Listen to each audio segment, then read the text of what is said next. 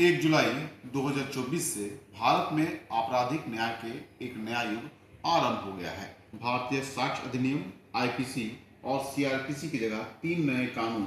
भारतीय न्याय संहिता, भारतीय साक्ष्य अधिनियम और भारतीय नागरिक सुरक्षा संहिता लागू हो गए हैं। नए कानून से क्या फायदा होगा, पुलिस ने कैसी तैयारी कर रखी है, हम जानेंगे गिरिडीह के एसपी दीपक कुमार शर्मा से कि किस तरह की तैयारी की गई है। गिरिडीह जिले में पहली प्राथमिकी दर्ज हुई है या नहीं। 1 जुलाई से 3 नए अधिनियम जो है वो पूरी तरह से लागू हो रहे हैं और इसके लिए पूरी तैयारी की जा रही है। और इन तीनों में जैसा कि आपको बता दूं कि भारतीय न्याय संहिता, भारतीय नागरिक सुरक्षा संहिता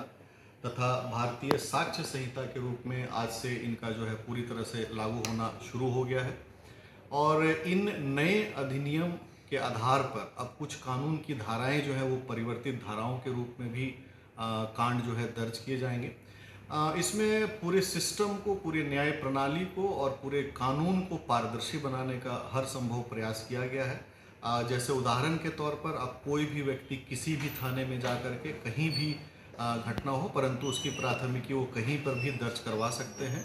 और उस पूरी घटना की, उस पूरी प्राथमिकी की और जो भी उस प्राथमिकी से आगे जो प्रोसीजर बढ़ेगा उस सभी की जानकारी उस आवेदक को या जो प्राथमिकी दर्ज करने वाले व्यक्ति होंगे उनको समय समय पर मिलती जाएगी। ये बहुत बड़ा एक रिवॉल्यूशन है और जिसकी वजह से पूरे सिस्टम में, कानून व्यवस्था में एक पारदर्शिता के साथ साथ लोगों का जो विश्वास है वो न्याय के प्रति, कानून के प्रति और बढ़ेगा।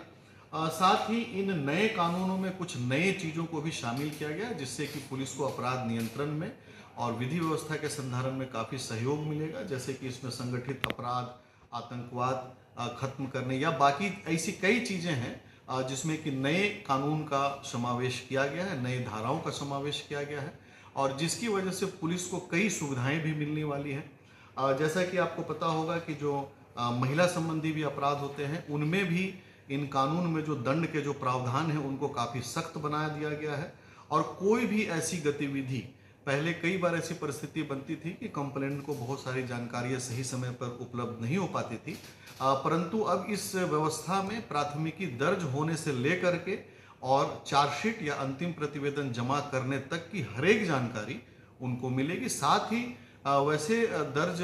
प्राथमिकी में जो भी व्यक्ति विटनेस के रूप में भी अपनी गवाही को जो माननीय न्यायालय में उपस्थित होकर दर्ज कराते हैं उनको भी उसकी जानकारी जो है वो सही समय पर मिलती जाएगी। तो हमारा ऐसा मानना है कि गिरिडीह पुलिस के द्वारा पूरी तरह से तैयारी की जा चुकी है और आज गिरिडीह में कुछ घटनाएं हुई हैं जिसमें कि डुमरी अनुमंडल के नीमिया घाट थाना क्षेत्र में प्रथम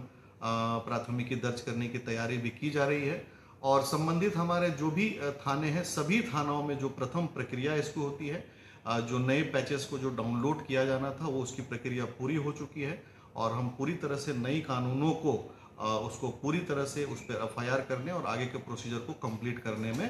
सक्षम है। तो जो नया कानून आया है उससे न्याय मिलने में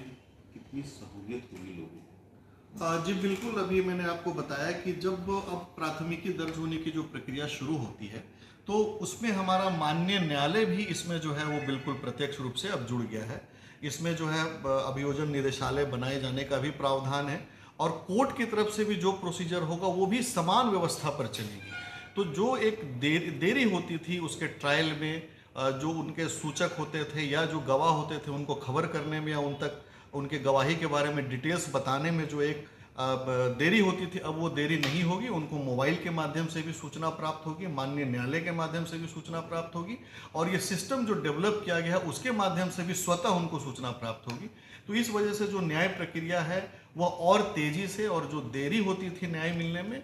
ऐसा मेरा मानना है कि उसमें बहुत स्पीडअप आएगा और लोगों को जो भी है जस्टिस सिस्टम में विश्वास बढ़ेगा, कानून व्यवस्था में उनका विश्वास बढ़ेगा।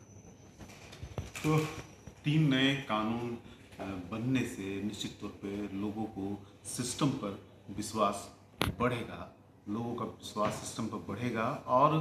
लोगों को न्याय भी जल्दी मिल सकेगा। अमरनाथ सिन्हा, ईटीवी भारत, गिरिडीह।